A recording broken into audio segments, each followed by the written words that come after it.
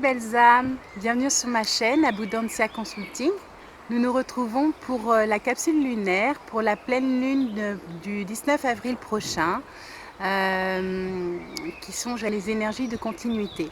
Avant de commencer à vous parler des vibrations actuelles et de la pleine lune qui arrive, je vous tenais vraiment à vous remercier, un certain nombre de belles âmes qui m'envoient, j'allais dire, de jolis mots, de jolies cartes postales, de jolis cadeaux, ou qui, pour certaines d'entre vous, m'ont fait des dons. Je ne m'attendais pas du tout en fait à ces gestes, j'allais dire, de générosité et de solidarité de votre part, et cela m'a vraiment profondément touchée.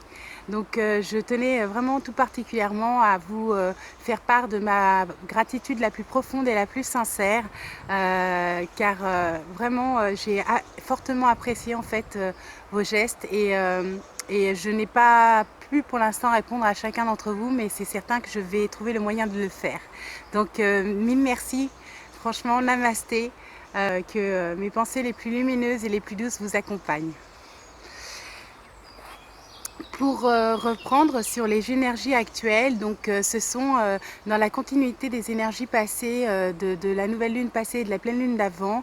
Nous sommes toujours dans des énergies extrêmement puissantes, à la fois d'amour, d'abondance, mais aussi de transmutation et de feu. Ce sont vraiment des amours, le lapsus, ce sont vraiment des énergies d'amour et de feu extrêmement importantes, puisque nous sommes en pleine transmutation et en pleine mutation.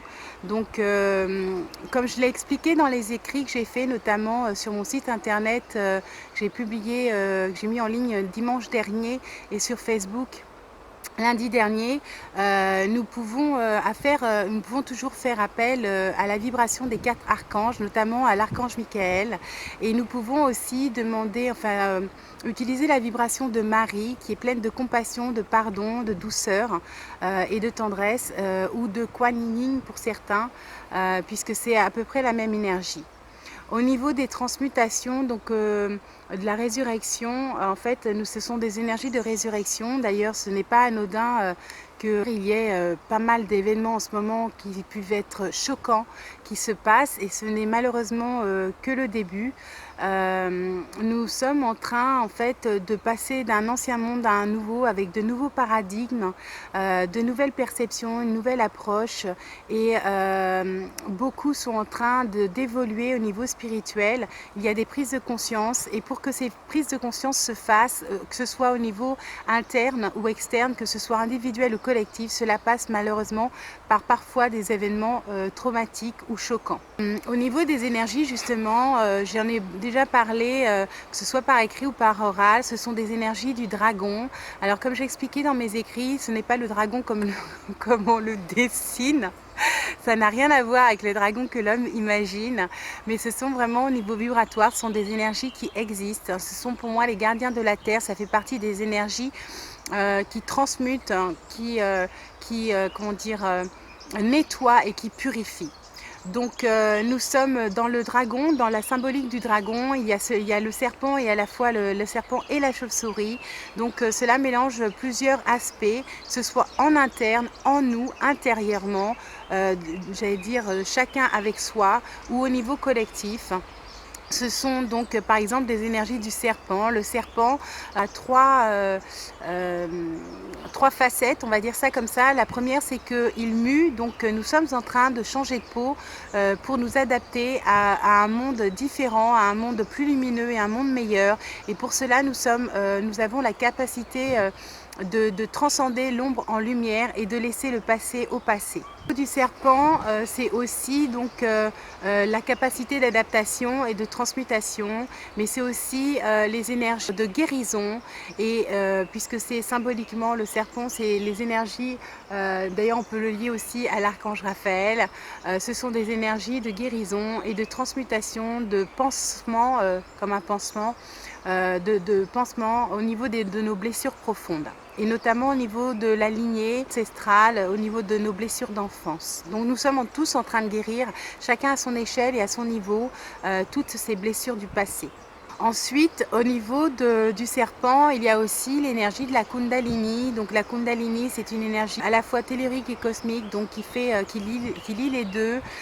C'est justement tout ce qui est lié aussi à la chauve-souris, puisque la chauve-souris, c'est un des rares animaux qui peuvent voir les détails avec précision dans l'obscurité. Donc la chauve-souris, c'est aussi le symbole de la résurrection et d'un passage de l'ombre à la lumière.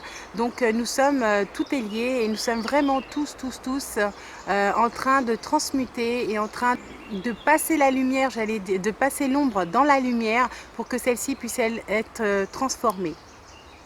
Donc nous sommes vraiment dans des énergies de résurrection à nous-mêmes. Ce qui nous est vraiment demandé en fait là actuellement, c'est vraiment d'être de plus en plus en harmonie avec qui on est, de toujours être dans la recherche de l'équilibre et de l'équilibre intérieur, de la sagesse, de la compassion, vraiment de l'amour que l'on véhicule chacun en soi. Et c'est aussi en fait la capacité à se connaître et à accepter notre côté sombre. Comme je disais dans mes écrits, en fait, quand j'étais allée à Delphes en Grèce, sur le temple de Delphes, il y a écrit « Connais-toi toi-même et tu connaîtras l'univers et les dieux », ce que Socrate a raccourci en mettant « Connais-toi toi-même », mais nous sommes exactement en fait au niveau vibratoire dans ces énergies. Pour certains en fait, nous avons déjà passé je vais dire tout ce côté ombre pour commencer à rayonner, mais pour d'autres ce n'est pas le cas et nous devons vraiment être dans la capacité d'accepter notre côté sombre parce que si nous sommes dans le déni, nous ne pourrons jamais entre guillemets ascensionner dans la lumière. C'est très important de sortir du déni, de faire tomber les masques et d'accepter justement de mettre en lumière ce côté sombre pour pouvoir le transcender. La chauve-souris d'ailleurs, c'est justement une des choses qu'elle met en lumière, c'est tout ce qui est caché, tout ce qui est sombre, tout ce qui ne se voit pas. Et au niveau vibratoire, je pense que c'est exactement ce qui va remonter à la surface. C'est-à-dire que ce soit à titre individuel ou collectif, beaucoup de choses vont remonter à la surface et il va y avoir, je pense, au niveau justement sociable et au niveau collectif, énormément de choses choquantes, surprenantes, ahurissantes. Beaucoup de vérités vont se faire et je pense vraiment qu'il va y avoir beaucoup de choses qui vont être perturbantes et que nous allons avoir à titre individuel à rester justement centré. C'est ce qui va nous être demandé, le challenge, ça va être d'être resté centré, d'être dans la paix, la sérénité et la joie malgré tout ce qui peut se passer à l'extérieur. En ce qui nous concerne, c'est donc un peu ce qui est miroir. On est en capacité de revoir son propre reflet, dire dans l'eau ou dans le miroir, parce que l'eau c'est l'émotionnel et c'est à chacun de prendre en considération que nous avons notre libre arbitre et la capacité avec notre mental de gérer nos émotions. Nous devons être en capacité de maintenir, quoi qu'il advienne et quoi qu'il arrive à l'extérieur, des pensées extrêmement positives. Je pense que là, et je vibre quand je dis ça, donc je pense que c'est très important. Je pense que ce qui va nous être demandé pour certains, ce sont des actes de foi. C'est vraiment de cultiver la foi, le bonheur, la joie, malgré tout ce qui pourra se passer à l'extérieur. Et que ceux qui arriveront à maintenir des pensées positives malgré tout, eh ben, en fait, leur réussite et leur succès sera d'autant plus rapide. Les énergies actuelles nous demandent de renaître à nous-mêmes, de garder l'équilibre, de rester dans l'harmonie, cultiver la foi et l'optimisme, mais nous devons aussi vraiment cultiver la gratitude, c'est très important en ce moment. Ce sont des énergies d'abondance, donc ce sont des énergies qui poussent à l'éveil collectif et individuel, aux prises de conscience, et pour cela nous devons vraiment, mais c'est très important, de rester dans notre verticalité. La verticalité, c'est la connexion de la terre au divin, donc c'est extrêmement important pour pouvoir justement acter l'horizontalité, c'est-à-dire incarner notre spiritualité sur terre. Nous devons donc être en capacité de nous détacher de ce qui se passe de l'environnement extérieur puisque, comme on dit, après la tempête, le beau temps, il risque d'y avoir des périodes de troubles ou plus ou moins chaotique, et ça va être à nous en fait à titre individuel de cultiver la douceur, la tendresse, l'amour et la joie. Et pour ça qu'au début je vous disais, pour certains, pour ceux qui le souhaitent, nous pouvons utiliser les vibrations de Marie ou celles de Kuan Yin car ce sont des énergies de douceur, de tendresse, de pardon et de compassion. Nous devons absolument pas, cultiver la haine, la colère et la tristesse, mais bien au contraire, nous devons élever nos vibrations pour qu'à titre individuel, puisse donner plus d'élan à la lumière et que celle-ci puisse œuvrer. Ce qui nous est demandé à titre individuel pour justement le collectif, c'est d'être en capacité de vivre des vibrations extrêmement élevées malgré ce qui peut se passer à l'extérieur, parce que cela va aider à balayer l'ombre. Ce sont des éveils de conscience, c'est une évolution spirituelle et c'est un changement de paradigme. En fait, les choses vont s'accélérer et elles vont être de plus en plus puissantes afin de... C'est un papillon blanc. Afin de pouvoir nettoyer ce qui doit être nettoyé et de pouvoir, in fine, laisser la place à la lumière. Demander au niveau individuel, c'est justement par rapport, je vous avais une fois écrit sur la légende des deux loups, c'est être en capacité de faire la différence entre notre partie de nous-mêmes qui va œuvrer pour la lumière et celle qui se laisse baigner dans l'ombre. C'est de prendre le courage, de prendre son courage à deux mains et de commencer à acter sérieusement, concrètement dans la matière, tout ce que l'on peut mettre en place pour pouvoir nourrir cette lumière afin que celle-ci puisse grandir. Pour ceux qui vivent des conflits, que ce soit internes ou externes, en fait, le challenge va être les choses de façon à ce qu'elles se résolvent de façon saine et équitable, juste dans la paix et l'harmonie. C'est-à-dire de ne pas partir en croisade, de ne pas être impulsif, de ne pas faire preuve de vengeance ou de jalousie, de haine ou envie ou de trahison, mais bien au contraire, d'être dans la paix, la sérénité, le pardon, la compassion et d'œuvrer vraiment pour le bien sur terre et la lumière qui est en chacun de nous. Ce qui nous est aussi demandé, c'est d'honorer la vie qui est en nous, le sens du sacré et d'être dans la gratitude. Nous devons vraiment honorer notre unicité, nous devons comprendre qui nous sommes et prendre notre place. Et c'est très très important actuellement de prendre sa place et de commencer à rayonner, parce que tout ce qui pourra se passer à l'extérieur, on aura besoin en fait de chaque soleil pour rayonner davantage d'amour sur terre afin justement d'équilibrer l'ombre et la lumière. Une autre chose qui nous est demandée, c'est justement au niveau du corps, c'est de s'écouter énormément, puisque nous sommes en train toujours de développer nos capacités et nos dons, si je puis dire ça. En tout cas, ce sont des dons naturels, hein, même si ce sont des dons cachés pour certains. Nous sommes actuellement dans vraiment, ce qui nous est demandé, c'est d'écouter notre corps, de prendre le temps de se reposer, de se reconnecter à la nature, de prendre le temps de marcher, éventuellement même de danser, de s'ancrer, de s'enraciner, de boire de l'eau. Et nous sommes actuellement en fait justement toujours dans l'ouverture de nos 3 chakras supérieurs, en fait de 3 ou 4 chakras supérieurs, puisque nous sommes toujours justement dans l'ouverture du chakra du cœur, de la gorge, du 3e œil et du chakra coronal.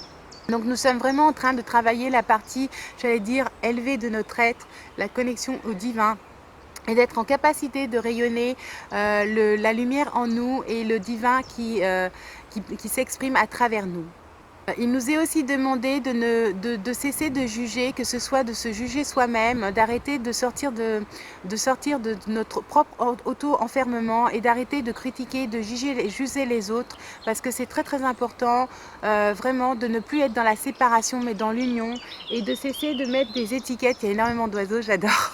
De cesser de mettre des étiquettes et de condamner son voisin, parce que qui condamne son voisin indirectement se condamne soi-même. Avec toutes ces énergies d'amour et d'abondance, même si ce sont des énergies de feu, sachez qu'il va y aussi y avoir évidemment au niveau vibratoire beaucoup de miracles et de belles choses, de belles surprises, de rebondissements, de cadeaux de l'univers, parce que ce sont des énergies de gratitude et c'est ce qui nous est demandé de cultiver. Il nous est demandé aussi, c'est de cesser de nous faire influencer par autrui, vraiment plus que de l'affirmation de soi, c'est d'être intègre vis-à-vis de soi-même, d'être authentique, commencer à se respecter et pour pouvoir être respecté des autres, il faut commencer par soi, c'est-à-dire être intransigeant avec soi-même, avec ses propres valeurs, avec ses propres aspirations, d'écouter profondément son cœur et son âme, et faire preuve de courage et de persévérance. Il est très important actuellement d'être intègre et d'être déterminé à prendre sa place, à s'autoriser à être et non pas à faire, mais vraiment à être dans son intégrité et de de se donner une priorité à soi-même. Ce qui est très très important, c'est justement d'écouter sa propre nature et de se passer en urgence. C'est-à-dire que l'urgence actuellement, c'est vraiment soi avec soi, c'est de s'écouter, comment dire, de prendre en considération ses rêves et d'agir et d'acter dans la matière en planifiant, en,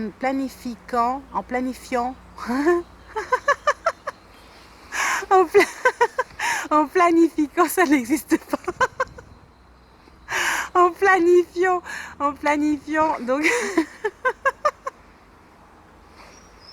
ce qui nous est demandé actuellement, c'est de planifier vraiment en agissant dans la matière et en actant des actions au quotidien, que ce soit au niveau du mental, des pensées ou de l'action, peu importe où vous en êtes et par rapport à ce que vous avez, j'allais dire, à transcender, lâcher ou mettre en œuvre. Mais c'est vraiment très important d'être dans l'action pour agir avec, j'allais dire, discernement, avec douceur, avec oui, détermination, persévérance et courage pour donner vie à vos rêves. L'urgence actuellement, c'est vraiment de se passer en priorité et c'est vraiment l'urgence, c'est d'être soi avec soi, d'être authentique et vrai et de se passer en priorité par rapport à tout le reste.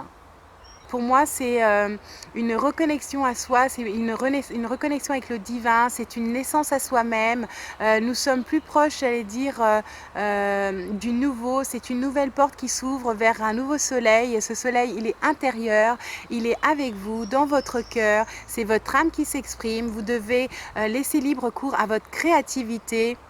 Et pour moi, c'est vraiment le retour de la lumière en nous et vous devez absolument cultiver la foi, la gratitude, l'abondance, sachant que l'abondance, comme je l'ai expliqué maintes fois, ce n'est pas que financier, mais c'est vraiment l'abondance dans tous les domaines de votre vie, que ce soit l'inspiration, la créativité, l'amitié, les relations, je sais pas, les dons, les cadeaux de l'univers, ça prend plusieurs formes, les projets, voilà. L'abondance, elle a multi aspects et multiformes. C'est vraiment dans l'équilibre de donner et recevoir. Les énergies actuellement, c'est aussi des énergies de joie, de plaisir, de succès, de réussite et d'abondance. Donc pour beaucoup, il peut y avoir d'excellentes surprises et de solutions qui peuvent être apportées du jour au lendemain, puisque nous sommes en pleine évolution et plus nous montons, j'allais dire, au niveau vibratoire et plus les anciens problèmes vont disparaître comme par enchantement et par magie. Ce qui nous est demandé aussi, c'est d'être de plus en plus, j'allais dire, reconnectés à soi. Le divin, c'est notre nature, nous faisons partie de la nature. Et ce qui nous est vraiment le plus en plus demandé, c'est justement de faire preuve de simplicité, vraiment de se reconnecter à ce qu'il y a de plus naturel et simple en nous, tout autour de nous, et d'aller à l'essentiel. Et comme je l'écris souvent, sens qui donne du sens et ciel comme le ciel.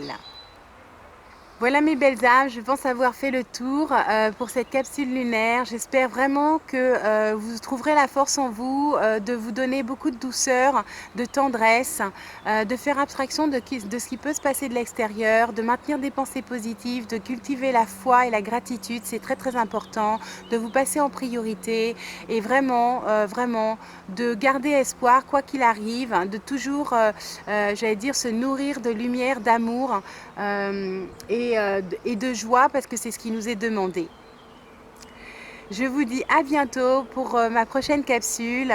Prenez soin de vous. Namasté, bonheurisez-vous. Je vous aime. À bientôt. Au revoir.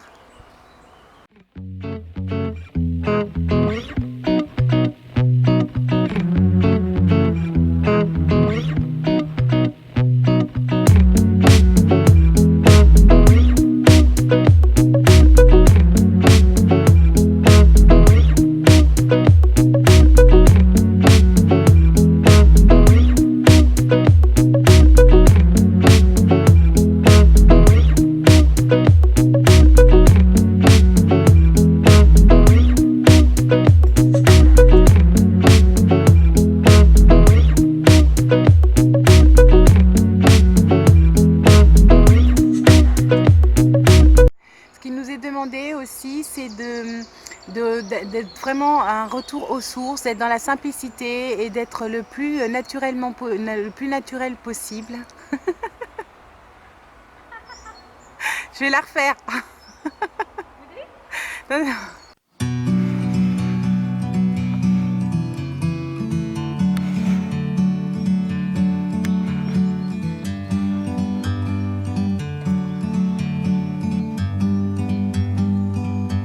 Like a bird on a tree, I'm just sitting here. I got time, it's clear to see. From up here, the world seems small. We can sit together. It's so beautiful, you and me. We meant to be in the great outdoors, forever free.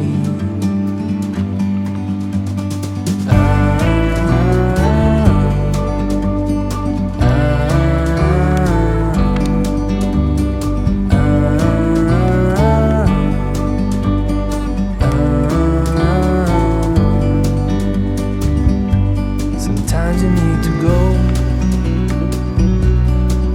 and take a step back to see the truth around you. From a distance you can tell.